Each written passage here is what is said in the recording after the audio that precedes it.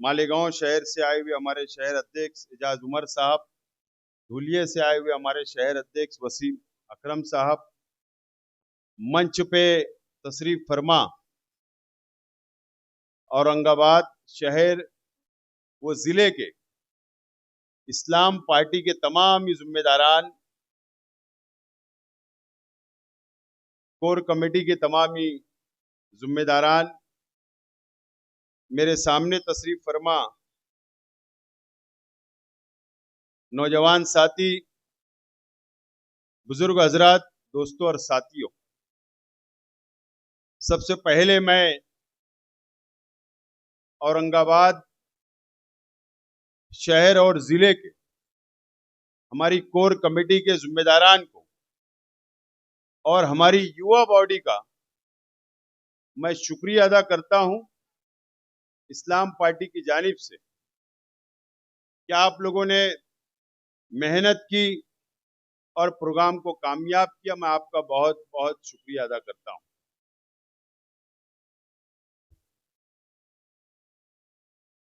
और आज मैं पहली मर्तबा आप लोगों के बीच में है।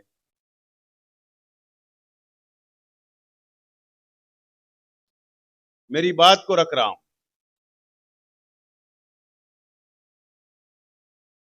और आपके सामने स्क्रीन भी लगी हुई। आज का ये प्रोग्राम हमारी पार्टी इस्लाम पार्टी के संगठन को मजबूत करने के लिए, तंजीमी ढांचे को मजबूत करने के लिए आज हमने जिम्मेदारियां बांटी है। यहाँ पर जिम्मेदारी सौंपी है सबको। जिन लोगों को पार्टी की जिम्मेदारी दी गई, मैं उनको भी बहुत बहुत मुबारकबाद पेश करता हूं।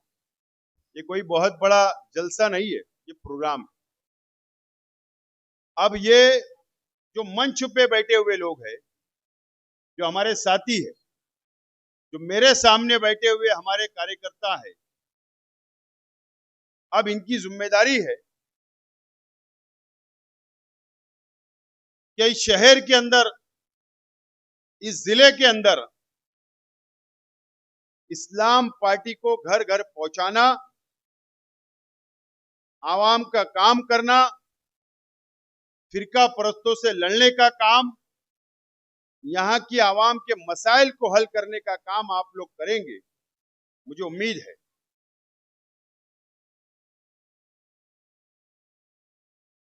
और आपको लड़ना भी है और जीतना भी है। डरने की जरूरत नहीं है। बहुत मुश्किलें आती है जब सियासत के अंदर हम है, बहुत तकलीफ का सामना करना पड़ता है, डिपार्टमेंट का सामना करना पड़ता है, क्योंकि हमारे मुखालिफ ये चाहेंगे कि इस्लाम पार्टी औरंगाबाद शहर के अंदर बढ़ ना पाए, मजबूत ना हो पाए। इसके लिए पूरी ताकत लगाने का काम किया जाएगा। और हमारी जो मध्य मुकाबले पार्टी है, ये शिवसेना और भारतीय जनता पार्टी से मिलकर आप लोगों को रोकने का काम भी करेगी। तो इसलिए आपको डरना नहीं है, लड़ना है, ताकत से लड़ना है और लड़कर ये शहर को जीतना है। ये शहर की आवाम के दिलों के अंदर हमको जगह बनाने का काम करना है और इस्लाम पार्टी आपके साथ मजबूती के साथ खड़े रहेगी। मैं आपको इस बात का यकीन दिलाता हूं। एक नांदेड़ शहर है, हैदर पटेल साहब है जो एमआईएम के अंदर पहले काम किया करते थे, वहां से एमआईएम पार्टी की एंट्री महाराष्ट्र में हुई और आपके शहर औरंगाबाद के अंदर आई। ये बात मुझे समझती है। मैं समझता हूं कि शहर के अंदर विकल्प नहीं था, पर्याय नहीं था, क्योंकि कांग्रेस पार्टी, राष्ट्रवादी कांग्रेस पार्टी या जो सेकुलर पार्टियां हैं, वो मुकम्मल तौर पर कमजोर हो चुकी थी और ये शहर को कोई दूसरा ऑप्शन नहीं था। इसके लिए एमआईएम को पसंद कर रहे थे, मजबूरी में पसंद किया जा रहा था, खुशी से नहीं। क्योंकि मुसलमान कुछ भी कर सकता है, लेकिन शिवसेना और भाजपा को कभी वोट नहीं दे सकता। इसके लिए हिमायम को वोट देकर हर मर्तबा यहां पर कामयाबी दिलाने का काम यहां की आवाम ने किया। ये बात ये शहर को भी समझती है, शहर के बाशऊर लोगों को भी इस बात को समझते हैं वो भी। और आज आप लोग विकल्प के तौर पर आप लोग सामने आ रहे हैं, इसके लिए आपको रोकने की कोशिश की जाएगी, लेकिन हमको रुकना नहीं है, बल्कि लड़ना है, आवाम के लिए लड़ना है। और इस शहर को बचाने का काम अब आप लोगों को करना होगा। हम आपके साथ। शहर की आवाम ने एमएलए चुनकर दिया। शहर को क्या मिला? शहर का कौन सा विकास हुआ? शहर का कौन सा डेवलप हुआ? शहर के कौन से बच्चों को रोजगार मिला? कौन से बच्चों को तालीम मिली? या कौन से बच्चों को यहाँ की आवाम के लिए एक बहुत बड़ा हॉस्पिटल बना दिया गया? वादे तो बहुत किए गए, उद्घाटन तो हॉस्पिटल के बहुत किए गए, स्कूल का वादा किया गया कि मुसलमानों के लिए, इस शहर के लिए बहुत बड़ा एजुकेशन कैंपस तैयार किया जाएगा, तालीमी अदारा बनाया जाएगा, बड़ा हॉस्पिटल बनाया जाएगा। लेकिन आज तक सिर्फ वो टिकम मारा गया, एक ईंट भी नहीं रखी गई ना। ये वादा किया गया, जमीन बेच दी गई। मालेगांव के अंदर भी ऐसा ही हुआ था। मालेगांव के अंदर भी जब एंट्री हुई तो जमीन खरीदी गई किसी ट्रस्ट के नाम पर, टिकम लगा, लेकिन जगह अभी 6 महीना पहले बेच दी गई, हॉस्पिटल नहीं बना। ये हर जगह धोखा देने का काम करते हैं, हर जगह मुसलमानों को धोखा मिला है, ये शहर को भी धोखा मिला है। एमएलए कॉर्पोरेटर चुन कर गए। अरे आपने सो तारीख लिखने का काम किया था कि औरंगाबाद डिस्ट्रिक्ट ने यहां से लोकसभा के अंदर इमाम को उम्मीदवार चुनकर दिया। क्या सेंट्रल गवर्नमेंट से लाए? क्या विकास हुआ? क्या डेवलप हुआ? यहाँ के मुसलमानों का कोई डेवलप नहीं हुआ, कोई विकास नहीं हुआ, लेकिन मन्नत बंगला जरूर बन गया। बना ना? उनका विकास हुआ, उनका डेवलप हुआ, लेकिन ये शहर के लोगों का कोई विकास नहीं हुआ है। ये शहर जानता है, ये शहर समझता है, और ये शहर महसूस कर रहा है, और ये शहर इंतजार कर रहा है अब कोई चुनाव आ जाए, कोई इलेक्शन आ जाए। ये बात मैंने महसूस किया हूं, क्योंकि औरंगाबाद और मालेगांव का ताल्लुक बहुत गहरा है। जब यहाँ के लोग आते हैं तो जरूर ये बात का जिक्र करते हैं, जरूर जिक्र किया जाता है।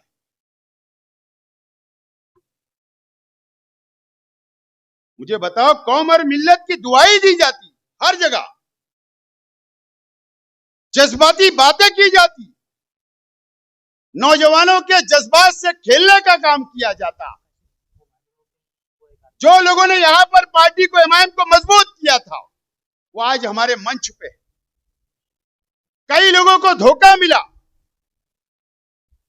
टिकट के नाम पर कारपोरेशन के इलेक्शन में 50 लाख रुपए का टिकट बेचा गया, 25 लाख का बेचा गया, सौदा किया गया, सौदा, और टिकट दिए गए जिनके अंदर काबिलियत नहीं थी।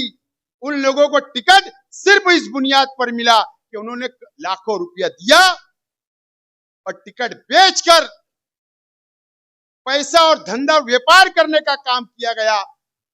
ये किस लिए किया जाता? इस औरंगाबाद के मुसलमानों के नाम पर। यहां के नौजवानों के जज्बात के साथ खेला गया, मां बहनों के जज्बात के साथ खेला गया, यहां की आवाम के जज्बात के साथ खेला गया, और रुपया पैसा लेकर कारपोरेशन का भी टिकट दिया गया इस शहर के अंदर। अब इस शहर को, यहाँ के नौजवानों को, यहाँ की मां बहनों को बेदार रहने की जरूरत है। मैं यहाँ की सियासत देखता हूं, सिर्फ मीडिया की हद तक। महाराष्ट्र में कहीं कुछ हुआ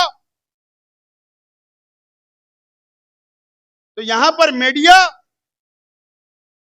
ट्रायल चलाने के लिए गोदी मीडिया आकर माइक लगा देती है, माजी खासदार के सामने और वो जज्बाती बात बोल देते हैं और बस सियासत की दुकान चल रही है, लेकिन ये शहर का विकास नहीं हो रहा है, ये शहर का डेवलप नहीं हो रहा है। अभी बताऊंगा मैं स्क्रीन के ऊपर। मीडिया भी यहां पर है, स्क्रीन देखना आप। इस महाराष्ट्र के अंदर जब से एमआईएम पार्टी आई, जब से सिर्फ धंधा और व्यापार होने का काम किया गया, बीजेपी की मदद करने का काम किया गया, शिवसेना की मदद करने का काम किया गया है, और इस महाराष्ट्र के मुसलमानों का सिर्फ सौदा करने का काम एमआईएम पार्टी ने की है। वो स्क्रीन के जरिए आपको जरूर बताऊंगा। दोस्तों और साथियों, अगर इस्लाम पार्टी की बुनियाद हमने मालेगांव में रखी तो हमारा मकसद, हमारी नीयत बिल्कुल साफ है, बिल्कुल साफ है। मैं आज यहां पर मीडिया से भी कहूंगा, मैं यहां पर औरंगाबाद की शहर की आवाम से कहूंगा, इसलिए नीयत साफ है। 45-40 सीट इस्लाम पार्टी की हमने टिकट दिया मालेगांव शहर के अंदर। 35 कॉर्पोरेटर चुनकर आए, 35, और हमारे 45 जो उम्मीदवार थे उनसे जाकर आप हल्फिया उनसे बयान ले सकते हो कि शेख आसिफ ने 1 रुपया लिया होगा तो शेख आसिफ आज सियासत छोड़ने का ऐलान कर देगा, सियासत छोड़ दूंगा। हमारी नीयत बिल्कुल साफ है। और आज अगर औरंगाबाद में हम यह बुनियाद रखने के लिए आए तो आज इस महाराष्ट्र की हालत क्या है, इस महाराष्ट्र के मुसलमानों की हालत क्या है। आज जो अत्याचार किया जा रहा है, जो जुल्म मुसलमानों पे किया जा रहा है, दलित भाइयों के ऊपर जो जुल्म किया जा रहा है भारतीय जनता पार्टी की तरफ से, आरएसएस की तरफ से, पूरे महाराष्ट्र के अंदर मुसलमान परेशान हो चुका है, पूरे महाराष्ट्र के अंदर परेशान हो चुका है। कोई आवाज नहीं उठा, कोई बोलने वाला नहीं। लो जिहाद एक नया स्लोगन, एक नया नारा लेकर आरएसएस, बजरंग दल, बीजेपी मुसलमानों को बदनाम कर रही है। नासिक का टीसीएस प्रकरण जो निदा खान वाला है, उसमें 9 आरोपी जेल में है, 9 लोगों पर एफआईआर हुई। टीसीएस कंपनी टाटा की, वहां पर ये तमाम ही लोग जॉब करते थे, नौकरी करते थे। अब हर कंपनी में हिंदू और मुसलमान रहते, काम करते, वहां पर इल्जाम लगाया गया। लो जिहाद के नाम से निदा खान को भी जेल भेज दिया गया। उसके नाम पर सियासत की रोटियां सेकी गई, लेकिन कोई मदद करने आगे नहीं आया।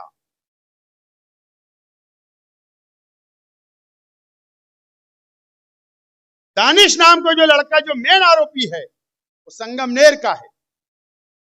उसके परिवार मेरे पास आया,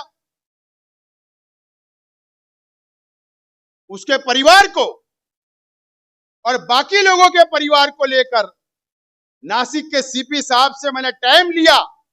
जो एसआईटी बना दी गई, एसआईटी सीपी साहब के साथ हमने उनकी मीटिंग करवाई, पूरे परिवार की, मैं खुद मौजूद था, और हमने बात की कि मीडिया ट्रायल शुरू है मुसलमानों के खिलाफ। सरकार का दबाव आप पर है, बीजेपी का दबाव है, आरएसएस का दबाव है, उनको फंसाया गया है। जानबूझकर फंसाने का काम सरकार ने की। मैंने उनसे कहा कि आपने नहीं, आप पर दबाव होगा। जाके हमने मीटिंग की। अभी मैं औरंगाबाद आया तो मैं नासिक से चला आ रहा हूं, वकील लेकर मैं आज खुद सेशन कोर्ट के अंदर 2 घंटा मौजूद था। जमानत की अर्जी के ऊपर हेरिंग हुई, आर्गुमेंट हुआ, बहस हुई। आज हमने बहस मुकम्मल की। अब 19 तारीख को सरकारी वकील बहस करेगा, उसके बाद फैसला आएगा। हम उनकी मदद के लिए खड़े रहे वहां पर। हमने ये नहीं देखा कौन आवाज उठाएगा। नासिक के लोग उनके परिवार के बाजू में नहीं खड़े रहे, इतना डर और खौफ है वहां पर। किसी की मां दौड़ रही है, किसी का बाप दौड़ रहा है, किसी का भाई दौड़ रहा है। इतना डर और खौफ वहां पर हो गया। हम जाकर वहां पर खड़े रहे। मैं इसलिए खड़ा रह रहा हूं कि उस प्रकरण के अंदर बीजेपी, आरएसएस, बजरंग दल की तरह उन लोगों ने खड़ा रहकर फिरियाद दर्ज करवाई है। इस मामले को बढ़ाने का काम उन्होंने किया। इसलिए कोर्ट में खड़ा रह रहा हूं कि उनके बाल को भी कोई धक्का नहीं लगा सकता। इसके लिए जाकर मैं वहां पर खड़ा रह रहा हूं। लव जिहाद के नाम पे पूरे महाराष्ट्र में बदनाम करने का काम किया जा रहा है। लैंड जिहाद के नाम पर जहां जहां मुसलमानों की प्रॉपर्टी है पूरे महाराष्ट्र के अंदर, वहां पर एक स्पेशल टीम आरएसएस और बीजेपी ने बनाई।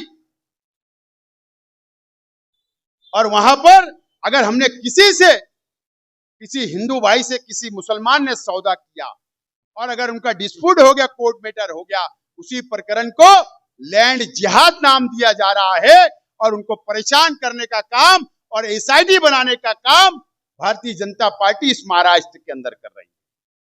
कौन आवाज उठाएगा, कौन खड़ा रहेगा, ये सवाल इस महाराष्ट्र के मुसलमानों के सामने है। गौवंश के नाम पर अभी बकरीद का त्योहार गया, इस औरंगाबाद के अंदर भी बहुत जुल्म किया गया।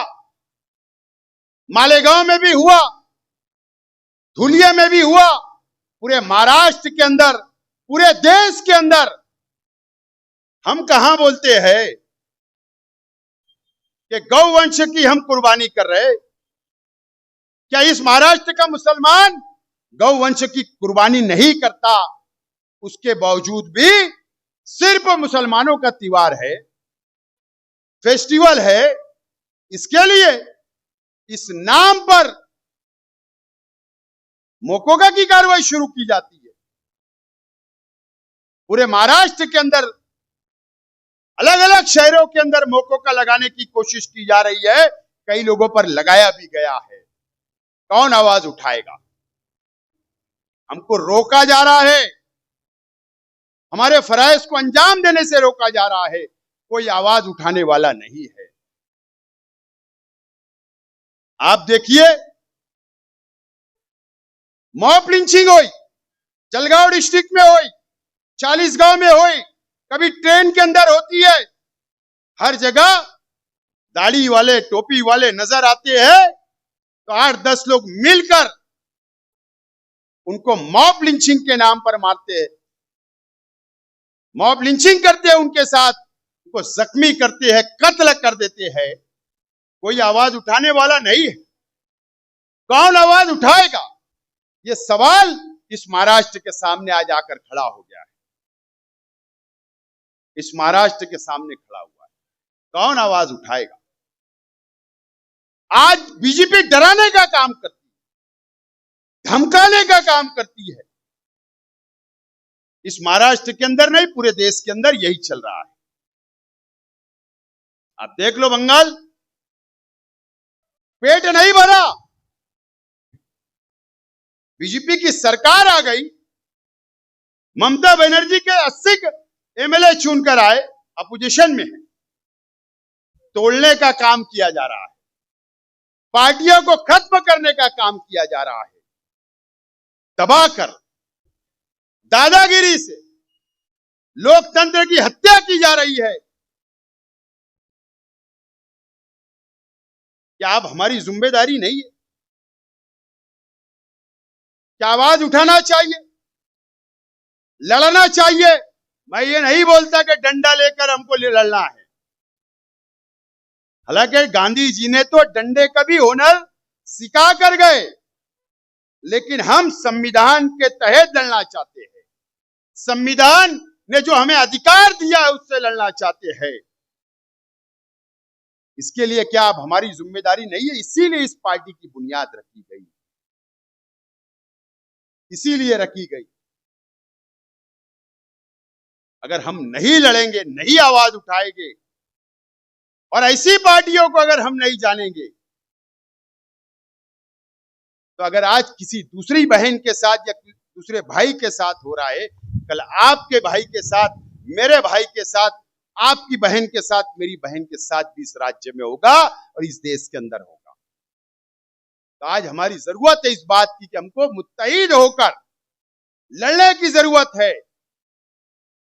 इसके लिए इस पार्टी की बुनियाद रखी गई। हम तंजीमी ढांचा मजबूत कर रहे हैं। पूरे महाराष्ट्र के अंदर संगठन को बढ़ाने का काम कर रहे हैं। हम लड़ेंगे। अगर कोई अत्याचार करेगा, कोई नाइंसाफी करेगा, तो हम जरूर उनसे लड़ने का काम करेंगे। आज तो अफसोस होता है, अफसोस बहुत होता है। एक रास्ता बचा था, जो न्यायपालिका। इंसाफ सरकार नहीं देगी, हमें पता है, लेकिन उसके बाद हमको कोर्ट में जाना पड़ता है इंसाफ मांगने के लिए। सब कोर्ट ऐसी नहीं है, लेकिन ये देश ने, इस दुनिया ने ये भी देखा कि बाबरी मस्जिद का फैसला जो सुप्रीम कोर्ट के जज ने सुनाया था, उस मामले में वो चीफ जस्टिस को राज्यसभा का मेंबर बना दिया जाता है। जो 4 जज में ये भी शामिल थे जिनको राज्यसभा का मेंबर बनाया गया, प्रेस कॉन्फ्रेंस लेते हैं कि हमको सरकार का दबाव है। अगर सुप्रीम कोर्ट के जज बाहर आकर बैठकर ये प्रेस कॉन्फ्रेंस लेकर ये बात करते हैं कि सरकार का दबाव है, तो हम इंसाफ कहां मांगना है? लेकिन उम्मीद आज भी वही कोर्ट से है, वही संविधान से है। हमको लड़ना पड़ेगा और हमको आगे बढ़ना पड़ेगा। दोस्तों और साथियों, मैं 5 मिनट की मेरी तकरीर रोक रहा हूं। आप वीडियो देखियो, मैं उसका एक एक मिनट आपको बताऊंगा कि क्या है। शुरू कर दो भाई।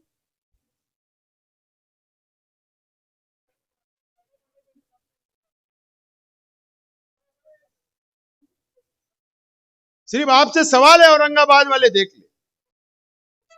खासदार साहब है और जो खासदार है हेमंत पाटिल साहब, ये देखो, चर्चा कर रहे हैं, वो लोग डिस्कस ये कर रहे हैं। पिछले 5 साल असेंबली से पहले, एक मिनट रोको रोको रोको, स्टार्ट से लो, स्टार्ट से लो।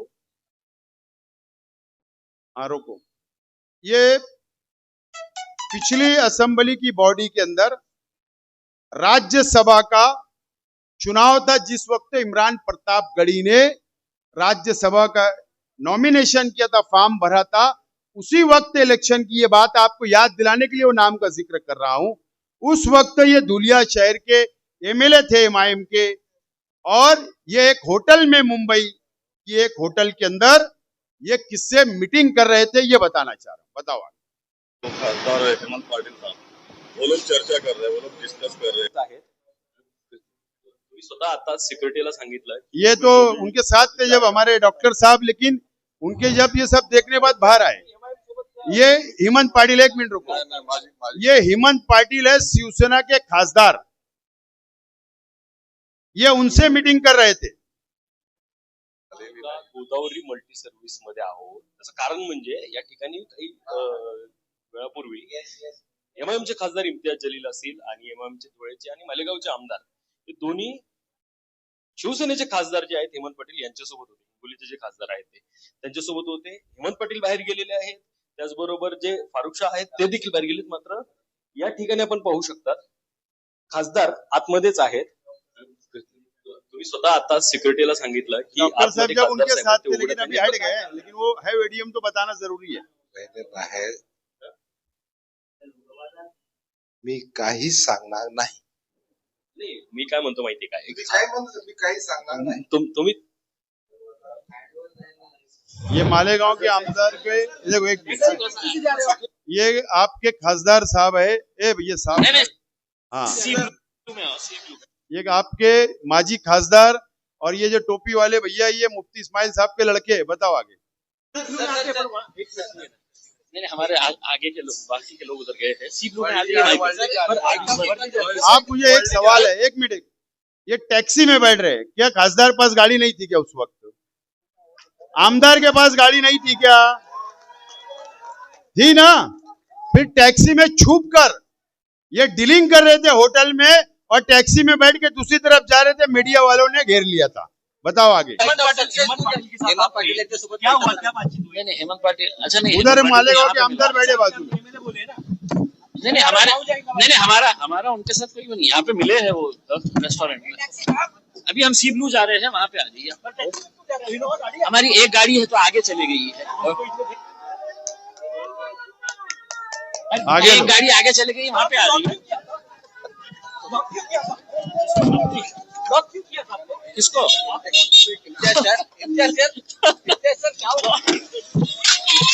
देखो टैक्सी में भाग गए हो, आगे लो, आगे बताओ रे भैया। आवाज मत करो मेरे भाई। ये एक मिनट, जब एकनाथ शिंदे साहब मुख्यमंत्री बने थे, ये एमआईएम के आमदार चुन कर आए थे। अब एमआईएम के आमदार को क्या उस वक्त जो एकनाथ शिंदे सीएम बने थे उनसे मिलने जाना चाहिए था क्या? अब उनके इंटरव्यू सुनो तुम। नहीं सॉरी, ये विधान परिषद के ये वोट दे के बाहर लेकर ये वो सीन, मैं वाला बता। वोटिंग हो गई है और क्या बताएंगे? ये टैक्सी के बाद का सीन है, दूसरे दिन का। वोटिंग का मतलब ही ये है कि किसको वोटिंग दी गई है उसको बताया ना जाए। वोटिंग का मतलब ये होता है इतनी बल एहतियात के साथ जो है वोटिंग की जाती है। लेकिन अपने महाविकास आघाड़ी को समर्थन दिया है, महाविकास आघाड़ी को समर्थन दिया है, आपको रिसीव करने के लिए शिवसेना के काफी। आप मुझसे क्यों पूछ? क्या लगता कौन जीतेगा? ये तो ऊपर वाला है, ऊपर वाला पर वोट सिर्फ इनको ही मास्क लगे, देखो सबको मास्क नहीं है मीडिया वालों को। जिसको ज्यादा वोट मिलेगी वो जीतेगा। अपने महाविकास आघाड़ी को समर्थन। चल नेक्स्ट ले, नेक्स्ट ले। एमआयएम चे आमदार मौलाना मुफ्ती एक मिनिट. मोहम्मद उद्या गैरहजर राहणार आहेत. आजही अध्यक्षपद निवडणुकीत एमआयएम गैरहजर होती. या सगळ्या संदर्भात त्यांच्याशी संवाद साधला. यानी वहां पर एकनाथ शिंदे जब चुन कर आए, सीएम बने थे, हाउस था दूसरे दिन, और एक मिनट, हाउस था दूसरे दिन और वोटिंग थी स्पीकर की, ये हज का बहाना बना के निकल लिए। लेकिन सवाल ये है कि जहां पर शिवसेना बीजेपी के 5 स्टार होटल के अंदर एमएलए रुके हुए थे, तो ये एमआईएम के आमदार वहां क्या कर रहे थे और क्या? सुनो सिर्फ बात, आप बताओ।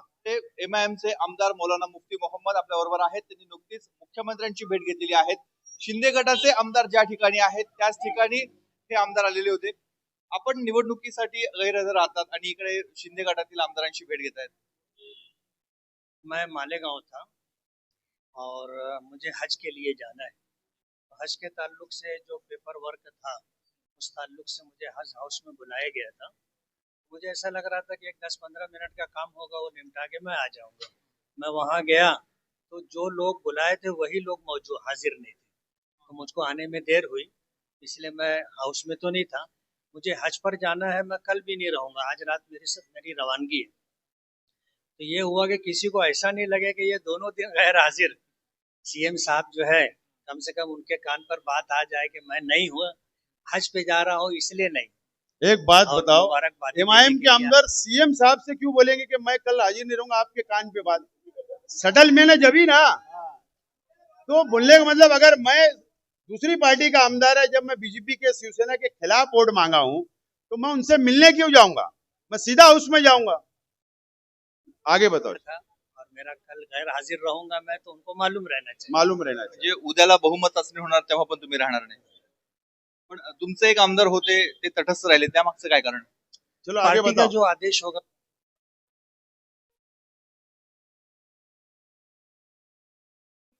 मालेगावच्या राजकारणात उथल पुथल. एमआयएमचे आमदार मुफ्ती इस्माईल व गटनेते अब्दुल मलिक युनुस इसा यांनी शिवसेनेचे मंत्री दादा भुसे यांची घेतली भेट.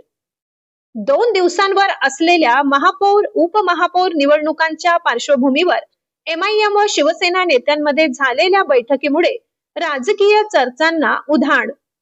दरम्यान एमआयएमचे आमदार मुफ्ती इस्माईल यांनी माध्यमांना प्रतिक्रिया देणे टाळले. एक तर मिनट, ये दादा भूसे साहब शिवसेना के मंत्री है, शिक्षण मंत्री है मालेगांव के.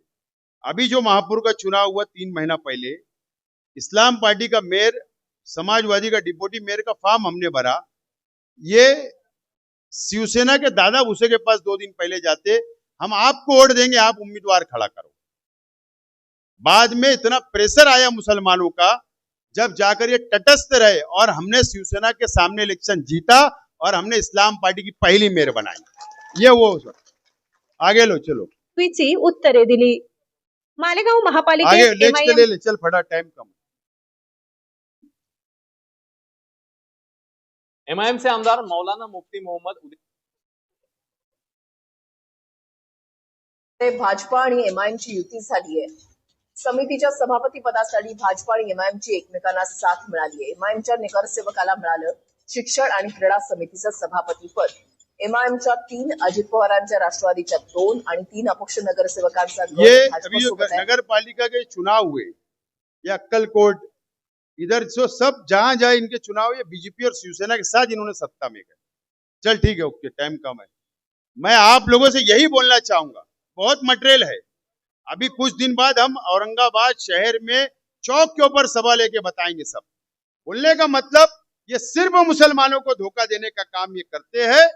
अब आप लोगों को, इस शहर के आवाम को इनको समझना है, महाराष्ट्र के आवाम को समझना है, और ये पार्टी का संगठन हम मजबूत करने के लिए आज मैं यहाँ पर आया हूँ. 10 बज चुके हैं. इसके लिए मैं आपसे इजाजत चाहता हूँ और तमाम ही नए उहदेदारान को मुबारकबाद पेश करता हूँ, इस उम्मीद के साथ कि पार्टी को यहाँ पर मजबूत करने का काम करेंगे. बहुत बहुत शुक्रिया.